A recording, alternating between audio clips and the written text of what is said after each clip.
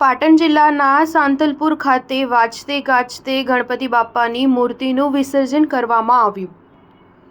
ઠેર ઠેર સમગ્ર ભારતભરમાં ગણેશોત્સવ હિન્દુ ધર્મના લોકો દ્વારા ધામધૂમપૂર્વક ઉજવાઈ રહ્યો છે, ત્યારે પાટણ જિલ્લાના સાંતલપુર ગામમાં આવેલ પારેશ્વર મહાદેવ મંદિર ખાતે 3 દિવસ ગણેશોત્સવનું આયોજન કરવામાં આવ્યું હતું। 3 દિવસ ઉત્સાહભેર ઉજવણી કરવામાં આવી અને સાંતલપુર ગામના તળાવમાં વાજતે ગાજતે ભગવાન શ્રી ગણપતિ દાદાની મૂર્તિનું ભારે ધામધૂમથી વિસર્જન કરવામાં આવ્યું હતું, જેમાં અગલે સાલ જલ્દી આનાના જય ઘોષ સાથે સાંતલપુર ગામ ગુંજી ઉઠ્યું હતું।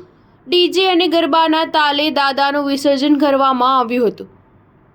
વિસર્જન યાત્રામાં બાળકો, મહિલાઓ, યુવાનોએ ગણપતિ બાપ્પા મોર્યાના જય ઘોષ સાથે ગણપતિ દાદાની મૂર્તિને વિસર્જન કરાયું હતું। Star news 7 Patan.